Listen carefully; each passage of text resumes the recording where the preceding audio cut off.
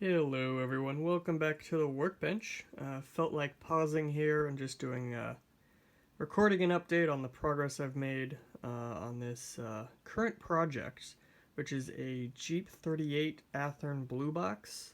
The story behind it is my uncle got it for me for Christmas back when I was a kid, so it was definitely an early model that I had, and it was missing the handrails, or I lost them, or something.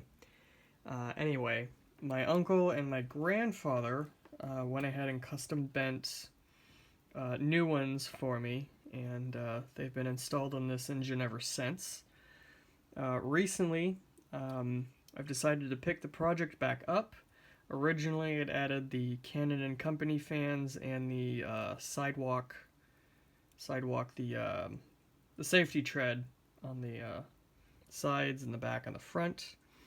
My current work on the engine as of late, one thing I've installed is this laser kit by American Model Builders. It's essentially window inserts that fit the blue box. I use super glue partially because it does fog up the windows just a little bit. I don't want this to be a super clean and pristine locomotive, but if you notice those number boards, it comes with the number board glass, and I just decaled those recently, and I put the numbers behind the glass, and it looks really slick. For the lighting, it will have a working beacon, and because I didn't think this through, and I drilled the beacon pretty much where it comes in for the headlights, already painted and everything. So essentially the only way to get this to work was I soldered together an SMD LED that fits in here, and then there's one SMD LED per headlight, and I need to either find some lenses for the headlight or make my own. But there's 3 SMD LEDs.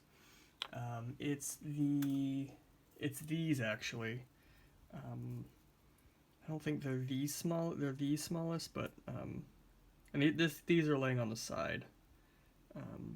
So I soldered those up. It wasn't too terrible. I'm debating whether leaving the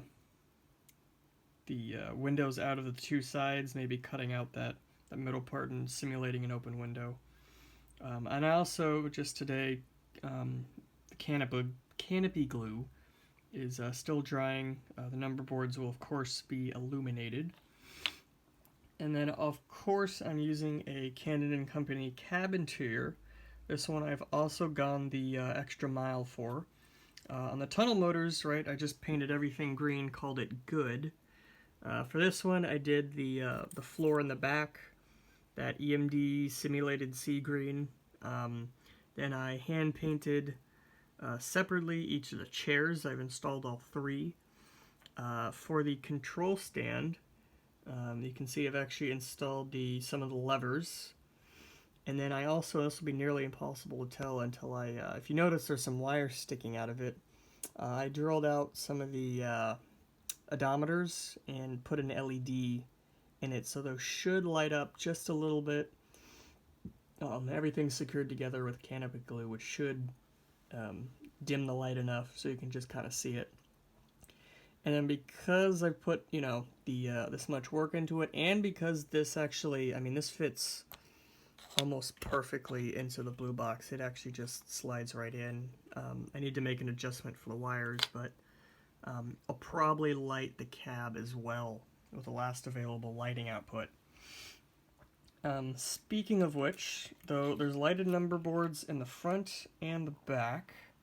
And then there's also, I decided to do the class lights. They'll just be white. I don't need them to do all the fancy colors, but they do all work.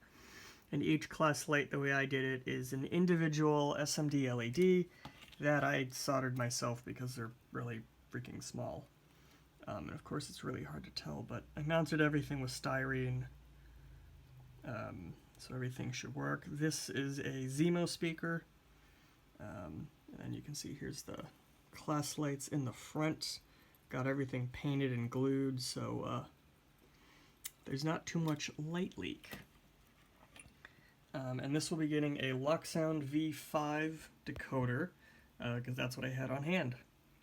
One thing, another edit I made, another massive edit I made, I dremeled out the, kind of similar to this frame, I dremel out the center so it'll accept a HO motor, and then I get some spare parts from Athearn, some of their dog bone hex drives.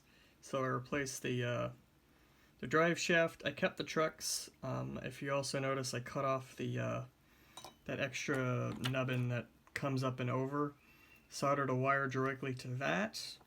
Because I also isolated the frame, of course, there's I soldered a wire directly to both sides of the truck.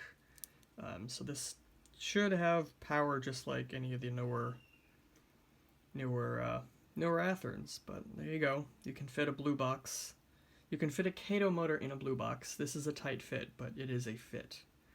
And then one thing I'll probably try and finish before placing on the shell, because it's a snap fit and it's a hard to get off, is I'll probably try and finish any of the underbody detailing that is hard to get with the shell on. And yeah, that is the current progress on the engine. Left to do is painting some of the extra detail parts, like this bell here. I might leave this unpainted, but I'll go ahead and paint the horn. I think this is a Leslie. I forget what type of horn this is. It's just a spare one that I grabbed. I'm not doing anything super prototype. I'm just kind of having fun with this engine and enjoying it. So yeah, other than some touch-up paint, I'll be doing the eye bolts. Originally I was going to put the horn there, but now I'm either going to have to patch that hole or make it look like something. And then I also need to put in the back grab irons. And there I show off those number boards again. Those look really good.